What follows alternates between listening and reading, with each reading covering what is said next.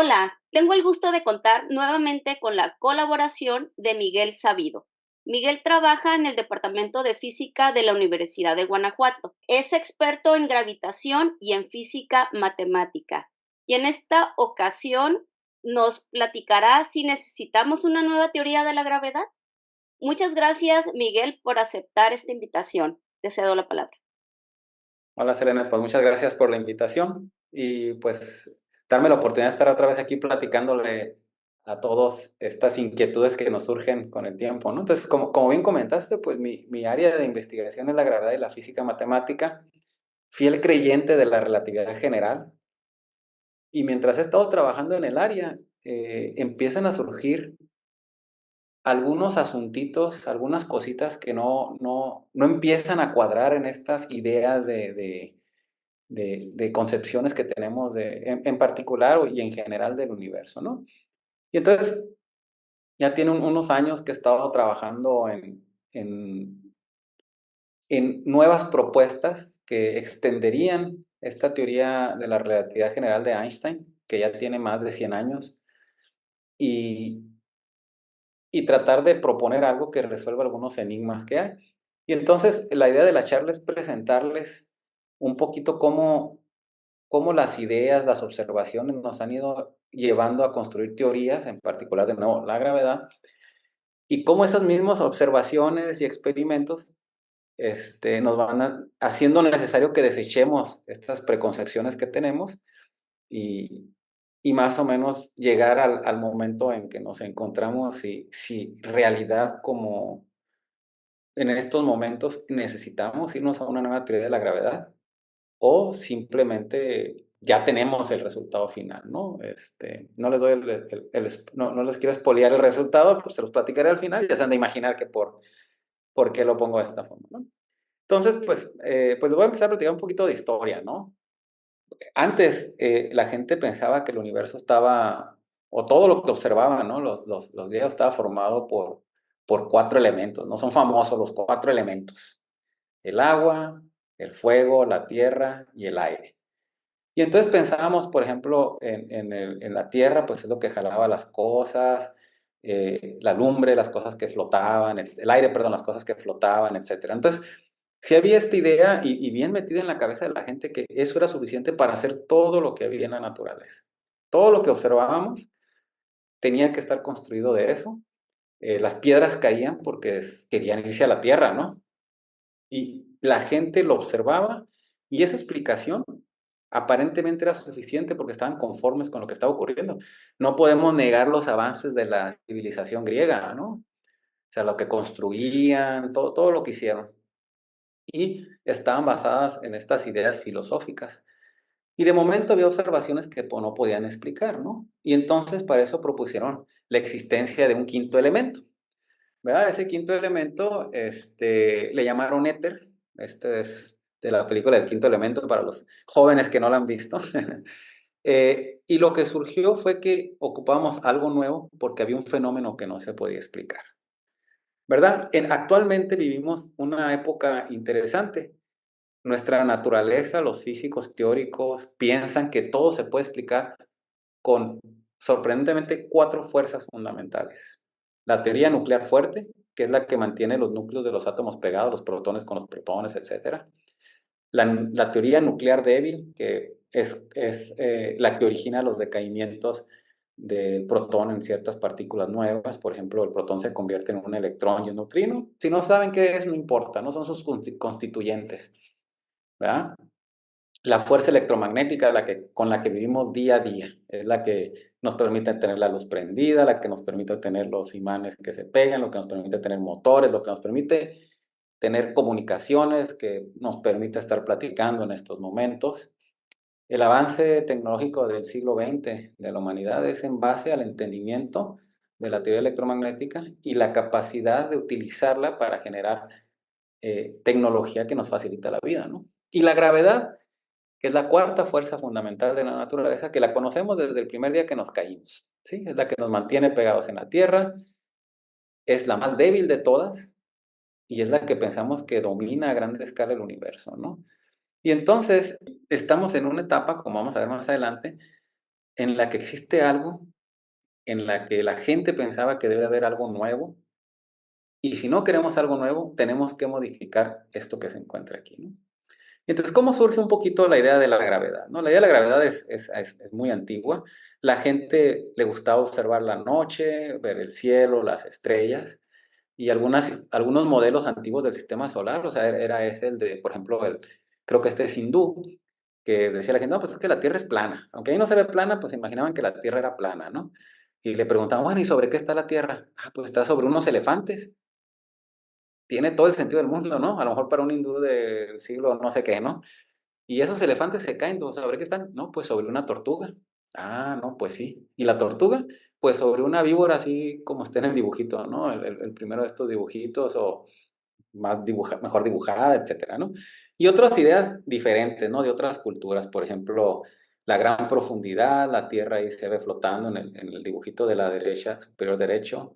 Sí, en el cielo está, ¿cómo se llama? Dios.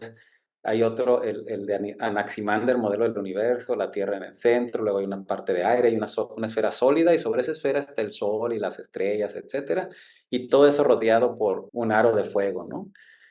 Y uno podría burlarse, ¿no? Decir: "Oye, ¿cómo es posible que pienses que la Tierra es plana sobre una elefante, sobre una tortuga?". Pues, lo que pasa es que en su día a día, ellos salían, se asomaban y miraban el sol, y ellos miraban a lo largo y se miraba medio plano las cosas, y se dan cuenta que sale el sol, y luego salen las estrellas, y luego sale la luna, etcétera. Y entonces, las observaciones de su vida cotidiana eran consistentes con estas ideas raras, ¿no? Tan diferentes todas entre ellas, pero mantenían algo muy fundamental, que la Tierra estaba en el centro y que los planetas o las estrellas o los objetos celestes en general se encontraban en una bóveda superior sobre la que se movían y nosotros observábamos eso, ¿no?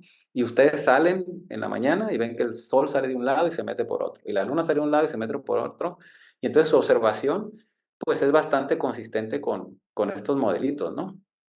Uno, digamos, más moderno, por decirlo así, pues de nuevo, ponemos la Tierra en el centro del universo, ¿verdad? Los planetas, el Sol, la Luna, dando vueltas alrededor ¿cómo se llama?, de la Tierra. Y en esta zona donde se encuentran los planetas estaban las entes demónicas y angelicales, ¿sí? Esto ya es una mezcla de cosas un poco más científicas, por decirlo de alguna manera, junto con las ideas religiosas de la época, ¿no? Y este era un poco el sistema solar o una visión del sistema solar aceptado por la iglesia en las etapas oscuras, ¿no? En el oscurantismo.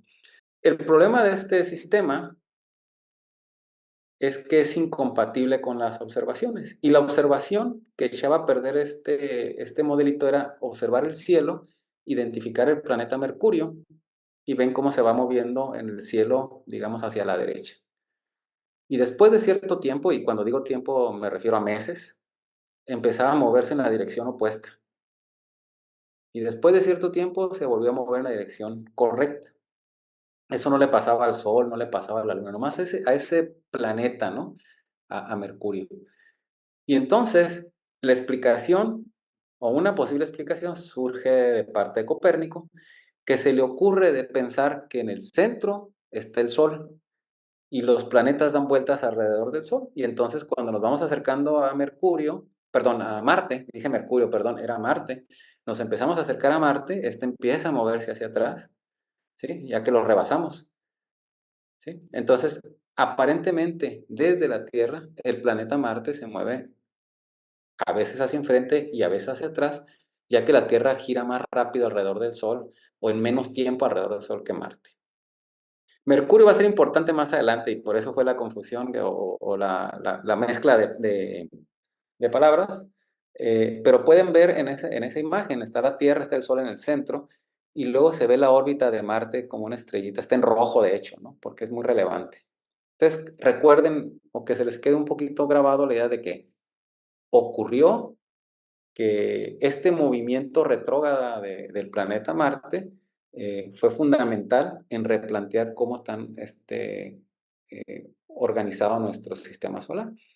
Eso tuvo consecuencias muy fuertes porque iba en contra del otro modelito que les platiqué, donde se miraba que la parte más importante era la Tierra con los humanos en el centro del todo, ¿no?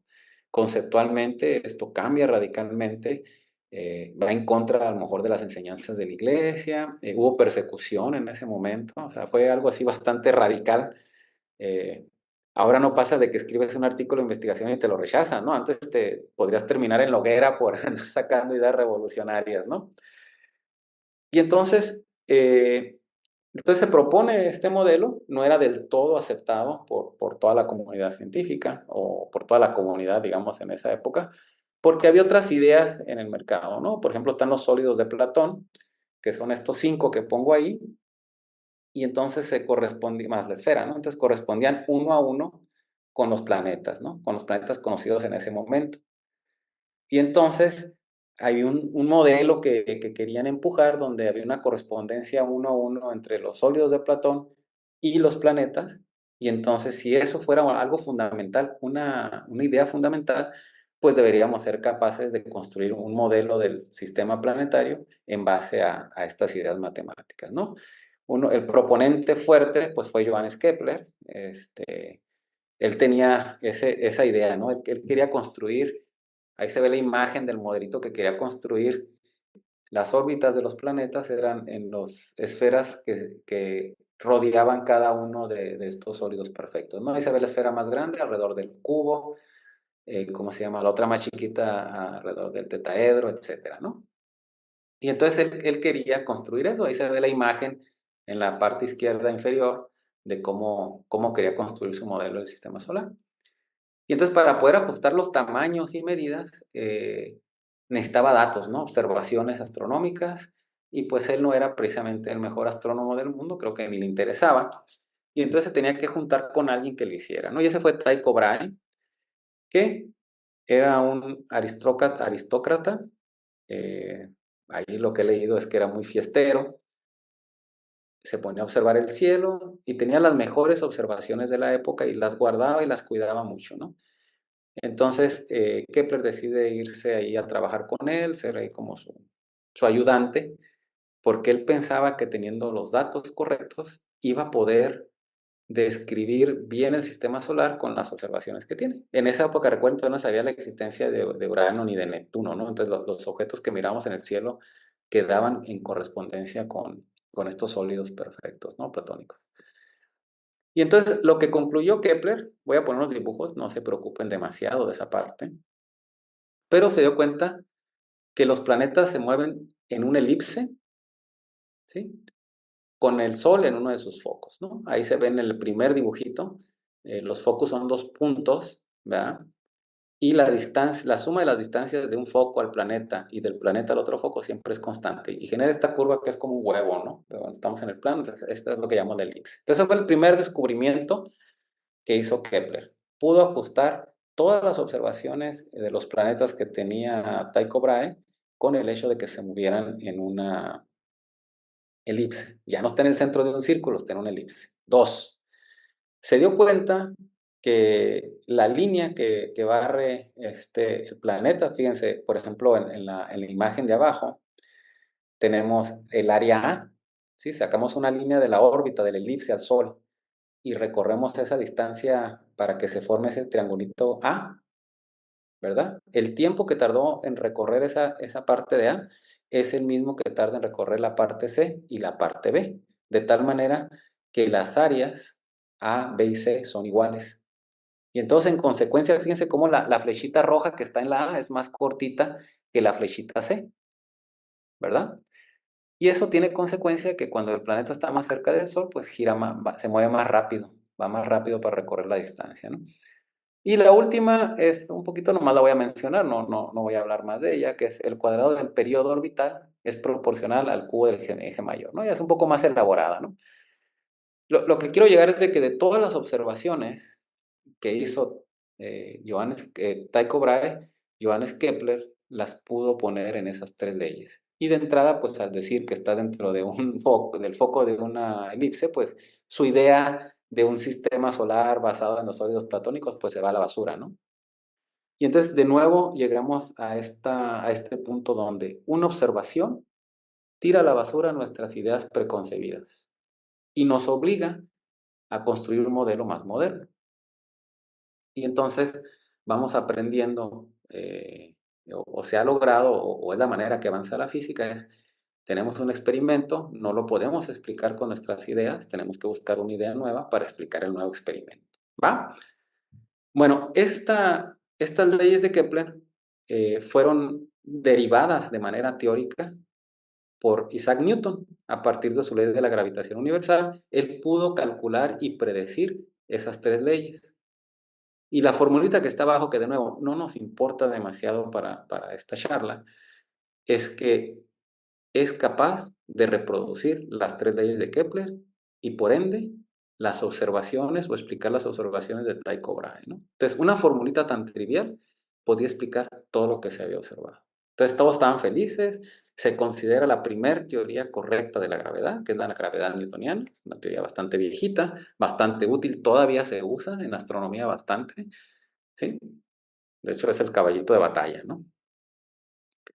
Eh, y esa teoría de la gravedad es interesante porque explica cuando aventamos una pelota sobre la superficie de la Tierra, sube y baja, explica cómo está el sistema solar, explica más o menos bien cómo están formadas las galaxias o cómo se mueven las galaxias, más que cómo se forman, cómo se mueven. Y más importante, esta teoría permitió predecir la existencia de un nuevo planeta, ¿no? Entonces, si vemos, ahí está la órbita de Urano. Se ve casi circular, pero en realidad es una elipse. Fíjense, el Sol no está en el centro de las órbitas, ¿verdad? Y esa órbita azul, la de Urano, se debería mover en una elipse perfecta, pero no, se movía en una elipse perturbada. Había algo que de repente la sacaba de esa figura perfecta que estaba ahí. Y entonces la propuesta fue la siguiente. ¿Qué tal que exista un planeta, por ejemplo, ahí donde está en 1820, si se fijan, Neptuno está a un lado de Urano? Entonces, como están ahí, la gravedad lo va a jalar más que cuando está del otro lado. Entonces, de repente, la órbita de Urano va a sentir unos jaloncitos debido a Neptuno, ¿sí? Esa fue la propuesta. Y entonces, aquí se puede ver también la misma idea. Lo que pasa es de que Neptuno pasa a un lado de Urano, le da un jalón hacia afuera de la órbita y perturba la órbita. Y entonces, analizando la órbita de Urano, se pudo proponer la existencia de un nuevo planeta que provocaba esas perturbaciones, esas desviaciones de la órbita que tenía que estar. Entonces, si se fijan, en ese dibujito está la órbita de Urano, debería estar en la elipse interna moviéndose, pero debido a las perturbaciones de Neptuno, en realidad se mueve por la órbita externa. Y entonces lo que predecían los teóricos, lo que predecía la ley de Newton no era correcto. ¿Por qué? Pues porque no estaban considerando otro planeta que mueve la órbita, ¿no? Y entonces, utilizando las leyes de Newton y la propuesta de un nuevo planeta, se descubrió el planeta Neptuno, ¿no? La historia es de que le dice la persona que hizo el cálculo a los del telescopio, observen el cielo y van a encontrar ahí esto, ¿no? Y lo lograron. Entonces, no se necesitó una nueva teoría de gravedad porque esa teoría de gravedad fue suficiente. Y entonces vamos a lo que quería platicarles ahora. 5 minutos y terminamos, fíjense. Si observamos las órbitas de los planetas, por ejemplo la de Mercurio, nos damos cuenta que la órbita de Mercurio no sigue una elipse. Y Einstein no puede prevenir, la gravedad, perdón, newtoniana no puede predecir esa órbita. De hecho, al igual de tener una órbita que se perturba como la de Urano y se propuso la existencia de Neptuno y se encontró, al encontrarse las perturbaciones de la órbita de Mercurio, que se movía así como hasta ese dibujito exagerándolo, eh, se propuso la existencia de un planeta que se llamaba Vulcano. Ese jamás se encontró. Entonces, no había ninguna teoría, ninguna manera de con la gravedad newtoniana explicar la existencia de la órbita, la perturbación de la órbita de Mercurio, a menos que propusiéramos la existencia de un planeta, pero cuando apuntaron el telescopio nunca encontraron el planeta, por lo tanto hay algo raro, ¿no? Y esa pequeña observación nos llevó a sustanciar la teoría de la gravedad de Einstein, ¿no? Donde se piensa que la Tierra, el Sol, etcétera, modifica el espacio-tiempo Y ahí sí se pudo predecir de manera muy, muy exacta, ¿no? Entonces, a partir del 1915, la gravedad de Einstein es la teoría correcta de la gravedad. Hace 8 o 9 años se predijo la existencia, bueno, la teoría predice la existencia de ondas gravitacionales. Hace 8 años más o menos las descubrieron. Predice la existencia de agujeros negros. Hace 6 años tomaron la primera foto de un agujero negro en el espacio. Fue muy famoso eso. Está una chica de México que participó en la reconstrucción de la imagen. ¿Sí? Y entonces la visión cambió de un sistema de fuerzas a un sistema de geometrías, ¿no? Y ahí es donde nos encontramos ahorita. Entonces, para terminar, ¿por qué empezar la charla diciendo si necesitamos una nueva teoría de la gravedad? Pues lo que ocurre es que si agarramos todo lo que conocemos de la física, los 4 elementos fundamentales que les platiqué al inicio, y no me refiero al agua, la tierra, el fuego, sino a los otros, la fuerza débil, la fuerza fuerte, el electromagnetismo y la gravedad, ¿verdad? Que están aquí, que se conoce como las interacciones fundamentales. Las mezclo todas ahí en el laboratorio si lo pudiera hacer. Sí, agarro el modelo estándar, la relatividad, agarro todas las estas elementales y el resultado es un universo. ¿Sí? Es lo que hacemos en teoría, juntamos todas estas ideas y tratamos de hacer una predicción de cómo sería el universo. ¿Sí?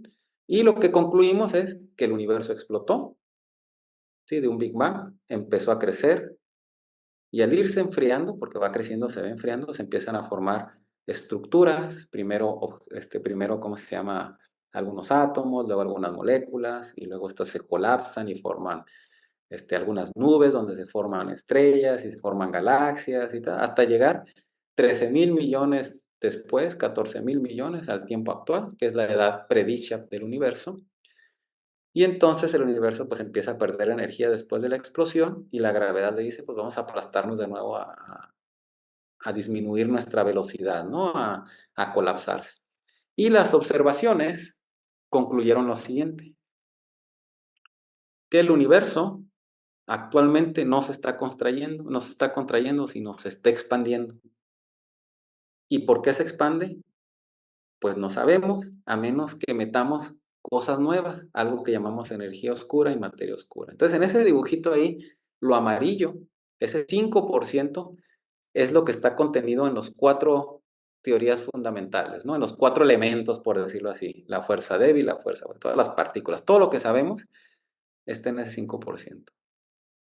Y todo lo que no sabemos está en ese 95% restante. Entonces, hay 2 opciones. O no conocemos de qué está hecho el universo, ¿sí? O sí conocemos de qué está hecho el universo, pero la gravedad no es la correcta. Y entonces por eso lo pongo como pregunta. Si yo trabajo en gravedad y física matemática, una opción es cambiar la gravedad para que explique cómo es el universo y al mismo tiempo explicar todo lo que ya explicaba. Y si soy de otra área de física, como es el área de partículas, ellos pueden proponer, no, la gravedad está bien y lo que no conocemos es, en este cuadrito tenemos la fuerza gravitacional, la débil, la electromagnética y la fuerte, y falta algo más, ¿no? La pregunta es, ¿lo ponemos en la gravedad o lo ponemos en otra parte? Por mis intereses personales, pues sí me gustaría que fuera la gravedad y por eso el título de la charla, ¿no? ¿Necesitamos una nueva teoría de la gravedad? No quiero ser enfático, sí, pero creo que al menos es una pregunta que es válida explorarla, ¿no? Entonces, pues con eso termino diciéndoles que la evidencia que tenemos hasta ahorita simplemente nos lleva a que no conocemos bien de qué está hecho el universo. Y si queremos explicarlo, tenemos que explorar la posibilidad de que la teoría de la gravedad no es correcta. Entonces, espero que les haya interesado este punto y esta parte de la materia oscura y la energía oscura, de esta ignorancia que tenemos, también se le conoce como el sector oscuro del universo, porque no sabemos de qué está hecho. ¿Sí? Podría ser algo nuevo o podría ser una gravedad modificada. Y bueno, espero les haya agradado. Muchas gracias, Miguel. Algunas preguntas. Si el universo se está expandiendo, no puede ser de forma infinita. Mira, la idea es, Porque sí, sí entiendo la pregunta, sí, ¿no? porque está de, este, la materia no se crea ni se destruye, solo se transforma. Y si Ujú. esto evoluciona de manera infinita, ¿qué es lo que está pasando? Sí, sí, de hecho, uno de los problemas en el momento de la gran explosión del Big Bang, pues lo que tenemos es un punto de densidad infinita, se le llama, bueno, matemáticamente, ¿no? Físicamente, pues hay mucha materia en un espacio muy chiquito. El universo explota, empieza a crecer y empieza a disminuir la densidad porque hay la misma cantidad de materia y energía en menos volumen, Ujú, ¿va?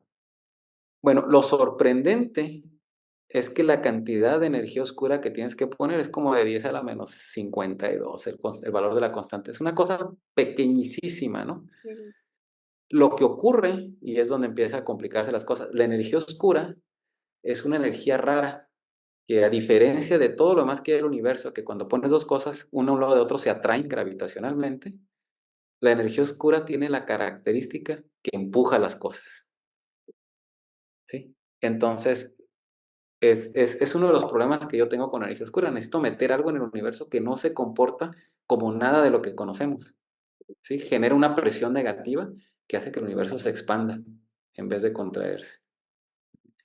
Y no solo eso, todavía más raro, al inicio del universo es irrelevante. Solamente empieza a ser relevante en la etapa actual, ¿no? Entonces sí, más o menos te das cuenta de esta serie de, vamos a decirle, pequeñas comezones intelectuales ujú. que nos causan o pequeñas alergias que nos causan el introducir algo que no conocemos, que se comporta de una manera totalmente diferente a todo lo que conocemos para poder explicar lo que estamos observando o lo que están observando. Y dices, bueno, metimos poquito, ese poquito que metimos lo resuelve y entonces como que, okey, aceptarías esa ignorancia, aceptarías un poquito mejor ese desconocimiento, porque fue poquito, ¿no? Digo, eso no quita que tengas ahí la comezoncita de por qué lo metiste, pero es peor porque es el 95% de todo, ¿no? Ujú.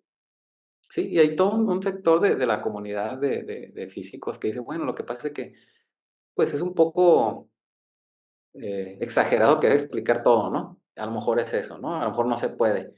Pero creo que también el ejercicio es válido. Si yo tengo estas son las teorías que conozco, las teorías que he desarrollado, y con ellas puedo explicar de manera cualitativa el universo, pues algo debe estar bien, ¿no? Y por eso iniciaba la charla con los elementos de los 4 elementos, ¿no?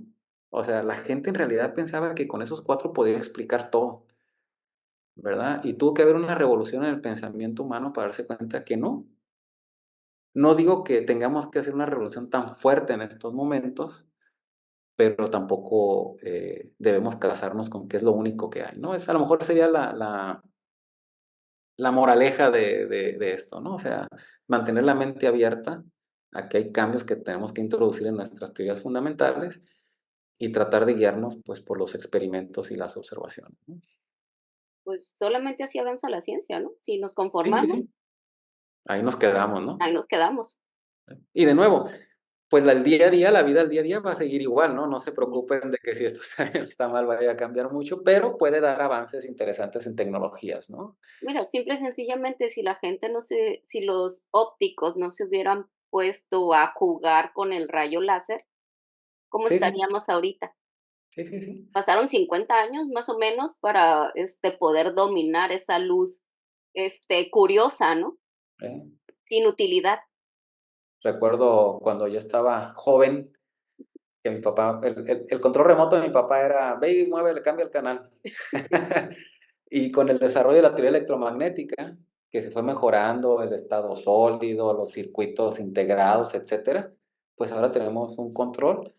Bueno, me tocó tener un control y ahora pues ya lo traes la computadora y las películas y lo que quieras en el bolsillo, ¿no? En el teléfono. Entonces, o sea, yo invito a todos los jóvenes que dan por hecho que tienen el celular y pueden observar y platiquen con su abuelo o con su papá cómo le hacía de niño.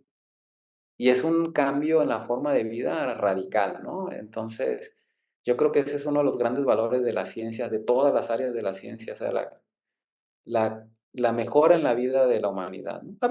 A veces nos aprovechamos y no lo hacemos siempre por el bien, pero creo que la forma de vida ahorita es totalmente diferente debido a estos avances tecnológicos, ¿no? Y que tenemos que ser, yo diría, muy serios y muy cuidadosos en qué dirección llevamos las cosas, porque eso ya es la responsabilidad de nosotros como humanidad Ujú, y no de los científicos que por curiosidad fueron desarrollando estas tecnologías, estas ciencias, etcétera.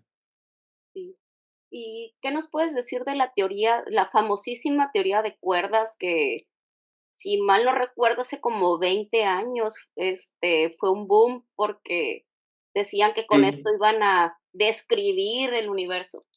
Sí, mira, un poquito me voy a regresar aquí, la idea era, bueno, de las viejas ideas era unificar estas 4: gravitación, fuerza electromagnética, débil y fuerte, en una sola, ¿no? Que estos fueran una versión de una sola cosa, y a las energías o a los tamaños que trabaja, que es donde la mecánica cuántica es un área que luego les platico un poco, es fundamental, es la teoría importante o el esquema importante para trabajar.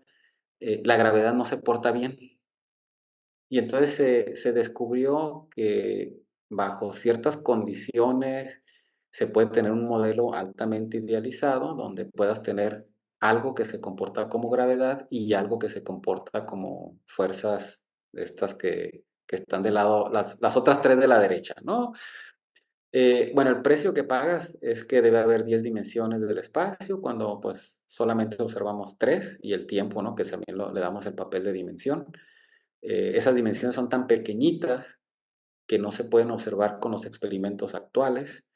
Y entonces, pues la idea es de que esto podría ser relevante a la época del Big Bang, cuando las cosas eran muy pequeñitas. Ahorita que platicamos de estas densidades infinitas y cosas de ese estilo, pues ahí podrían ser relevantes y en algún momento ya empieza a describirse por la teoría actual, ¿no? Ahí sigue habiendo mucho trabajo en esa área. Eh, en los noventas estaba con todo, después se revivió de nuevo en los 2000 y sí ha tenido una caída consistente a partir del 2012, 2013, porque algunas se esperaba que se encontrara algo que se llama supersimetría en el acelerador, en el HC, no se encontró. No era necesario que se encontrara ahí, pero, pero sí hubo durante 30, 40 años un montón de trabajo. Tuvo impacto fuerte en las matemáticas, tuvo impacto en la física, en una manera nueva de pensar. Yo soy de los que digo que nos enseñó muchas cosas y que a mí se me hace algo bien interesante. Tengo colegas que trabajan en eso, cuando puedo colaboro con ellos son los expertos, pero me gusta esa área. Eh, pero tiene ese problema, ¿no? De que el contacto con el experimento está muy lejos todavía y eso, pues, obviamente complicaría, ¿cómo se llama? El funcionamiento. Pero básicamente es una teoría que contiene todas las interacciones y que se convierte o se convertía como el marco teórico en el que podrías construir un universo y tenías la esperanza de que construyeras uno muy parecido al nuestro, ¿no? Es una de las posibilidades. eh, lo estoy simplificando demasiado y creo que en la dirección de mis intereses personales, porque se hacen muchas más cosas en teoría de cuerdas. Pero yo creo que el impacto más fuerte lo tuvo en las matemáticas. Eh, creo que y sí, sigue siendo un área activa de investigación, ¿no? Seguramente va a tener otro boom, porque, pues, sí quedaron muchas preguntas sin responder. Y luego se generan teorías, para un área en particular, y luego se ven las aplicaciones en muchas otras áreas, probablemente de la cual surgió, a lo mejor no, Sí, pero sí. eso es lo interesante y bonito de la ciencia, que alguien trabaja en un área y tiempo después a alguien se le ocurre extrapolarlo y generamos avances, inimaginables. Sí, yo creo que eso es lo que inclusive cuando no están saliendo las cosas, lo que lo mantiene uno ahí, porque, pues, seguramente aparte que es divertido, ¿no? Pues, uno tiene la esperanza que en algún momento igual le pegas, ¿no? E invitar a todos los jóvenes, ¿no? O sea, no hagan de lado las teorías de ciencia, llámese física, matemáticas, química, biología y todo. Creo que tiene, al menos te enseña a pensar, te enseña a razonar y creo que es de las cosas más importantes que necesita un país, ¿no? Invertir en gente pensante. Y si esa gente pensante desarrolla tecnologías, desarrolla nuevas cosas, al final del día se ven los beneficios económicos para todos, ¿no? Sí, así es. Este, no, a lo mejor no te tocan, no nos tocan, pero las siguientes generaciones seguramente se van a ver beneficiadas. A ver, pero nosotros estamos parados en hombros de gigantes, o sea, Sí, sí, sí, nosotros estamos, definitivo.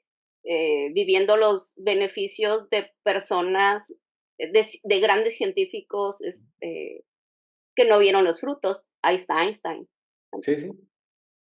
Sí, y como él yo siempre muchos. me gusta mucho el ejemplo de Maxwell, ¿no? O sea, condensó la teoría electromagnética.